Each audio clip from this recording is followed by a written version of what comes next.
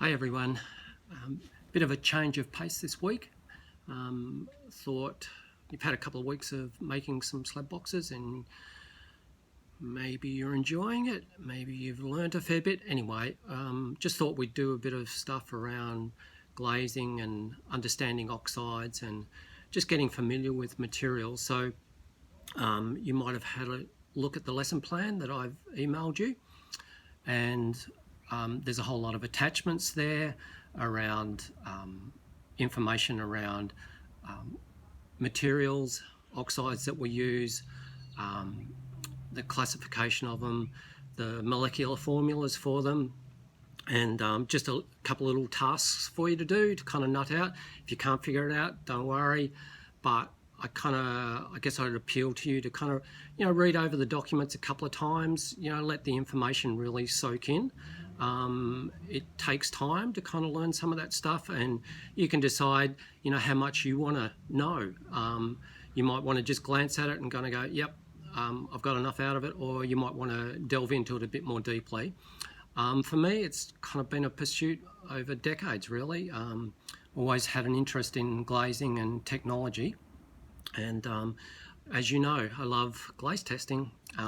So the other part of the task that we're going to do this week is around just kind of thinking about glazes that you might want to explore and use depending on the work that you're kind of getting into. So I just wanted to kind of get you kind of researching a little bit. It's a good time to do it now. We've got time to kind of think and reflect, working from home. So, have a good look and see if you can find some interesting glazes that you can test when we get back to TAFE. And the other thing is, I thought it'd be a really good opportunity to kind of make some test tiles as well. So that, you've got them all ready, they're dry, ready for firing.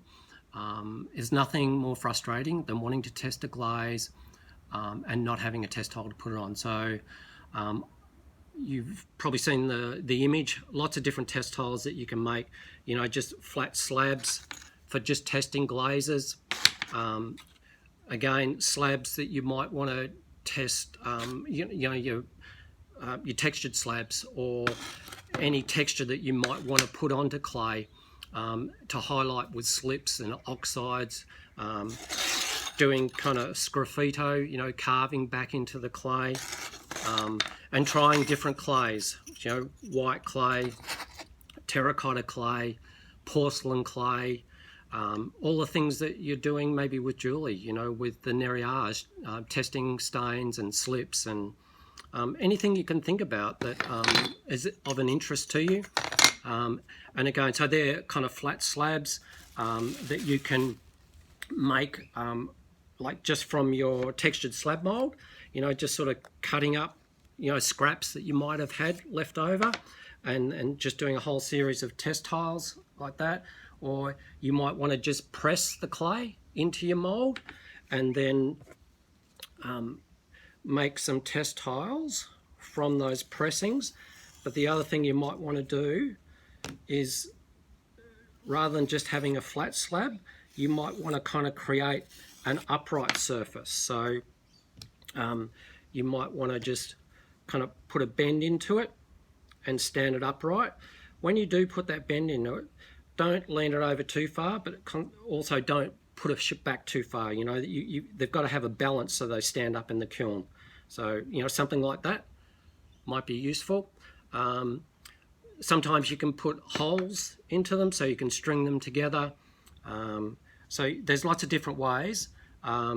These are little cups that I've thrown on the wheel off the hump. A bit of practice. And I always clean my test tiles up with a bit of a sponge at the end when they're leather hard, whether they're slabs.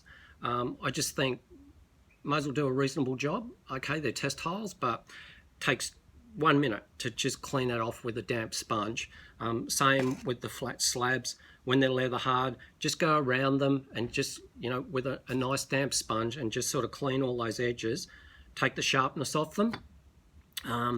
You might want to test colours, like I said, and slips and stains. So again, just flat tiles. These are a series of rings that I've pulled. So you can see that one that I've made. I might do a quick demo of one. So it's good practicing for pulling handles, actually. So you just literally, oops, pull test ring like, sorry, I'll come into camera. All right, there we go. And I suppose it's about, I'll make it about 6 to 8 centimeters. And then when the tackiness goes off it, I usually just lift it up and then I just curl it around. Come here. Like I said, do it when the tackiness comes off it so that you can handle it without it going everywhere. And just really press down and work it together so that it makes a nice join there. And again, just clean it up with a damp sponge later so that it looks nice and neat. And just make sure that it's sitting nice and flat on the bench. You don't want it rocking around the place, all right? So a bit of pressure down there to flatten it out. So there's a whole series of different ways of making test tiles. Like I said, use different clays.